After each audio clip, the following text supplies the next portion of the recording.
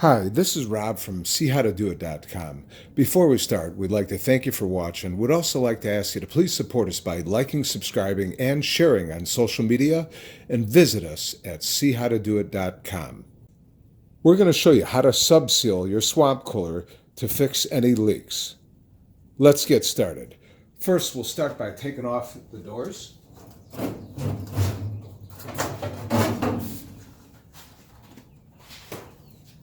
Go ahead and remove all the doors. All right, now that you have all the doors removed, the next thing to remove will be the swamp cooler pump, and it's best to remove anything that is close to the floor of the swamp cooler. So we're going to go ahead and remove the swamp cooler pump. Mine is a Phillips. Yours could be 1/4 inch or possibly even 5/16. So we'll go ahead and take out these two screws, however many screws is holding yours.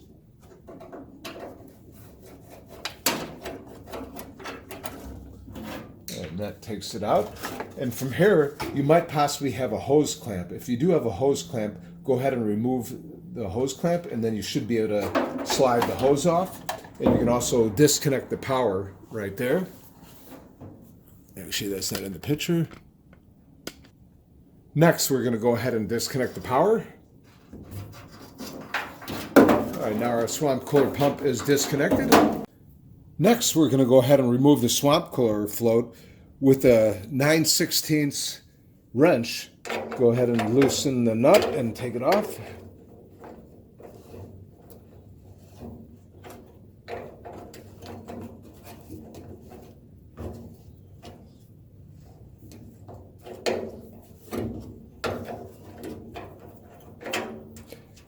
And if yours is in really bad shape, you might have to take a hacksaw and cut it off. So once you have the nut removed, go ahead and slip it out. As you can see, it's a little bit stuck, so we'll tap on it. Okay, we'll go ahead and take that out. Now we're going to go ahead and remove the drain plug.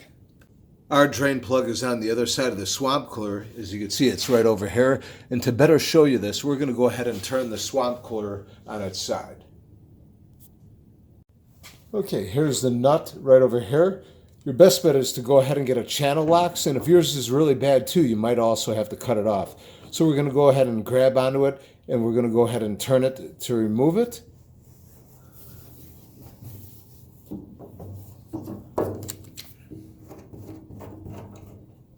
And mine has been siliconed on, so we're going to have to beat it out.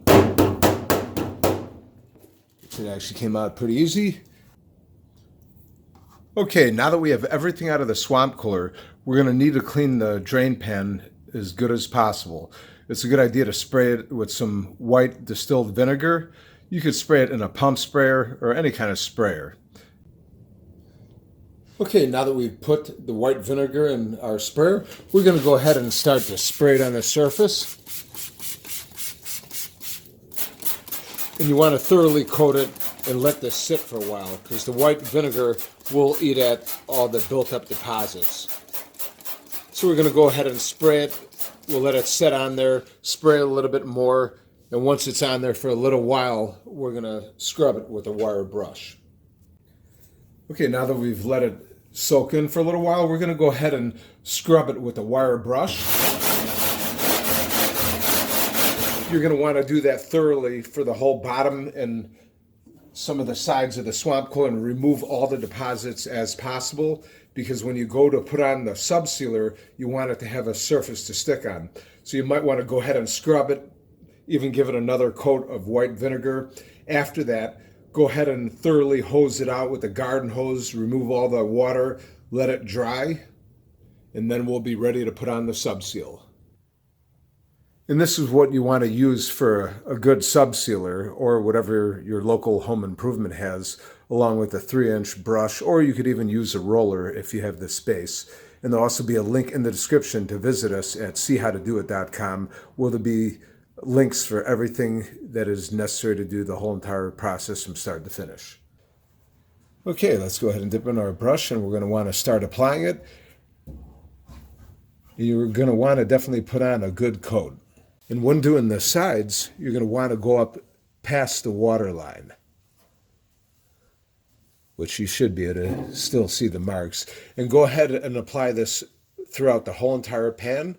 And then you're going to want to let it sit for at least 24 hours.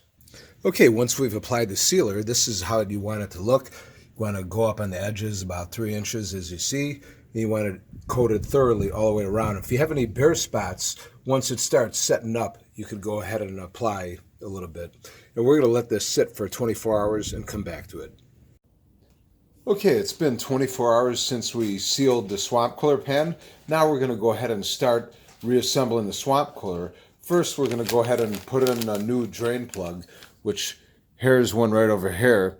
This is a pretty good drain plug because you could use it in 2 different ways. You could use it so you could also exit out of your swamp cooler pump with a bleed so you won't build up a lot of minerals, and we'll show you how to do that. All right, here's the parts here that it comes with in the bag, and we're going to go ahead and assemble it. First, you're going to go ahead and take the O-ring and put it on here, and then we'll go ahead and insert it in the hole.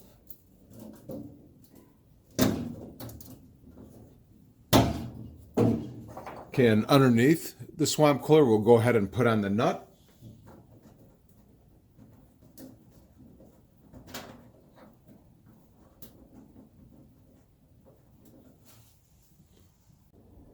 From the underneath of the swamp cooler, go ahead and take a channel locks and tighten up the nut, but don't over tighten it, or otherwise you will break the plastic nut.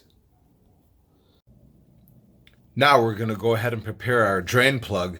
We're going to go ahead and Teflon the threads on the plug over here. So we're going to go ahead and do that, and then we'll put in the plug. Okay, go ahead and Teflon it, like we see over here. 2 or 3 times around is good. And now we'll go ahead and screw in our drain plug. All right, we have it in there. Now we're ready to go put back in our pump. Okay, now we're going to go ahead and put our pump back in.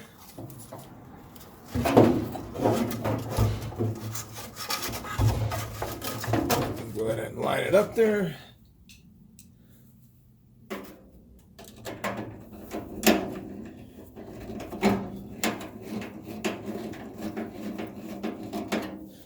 Go ahead and connect the hose.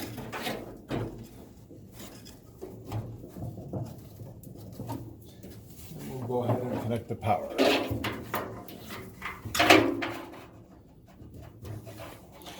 And then we'll go ahead and take a cable tie, and we'll go ahead and tie this down right up over here so it's out of the way. Now we're ready to go ahead and connect our float. I'll go ahead and slip our float back in. Put our nut on.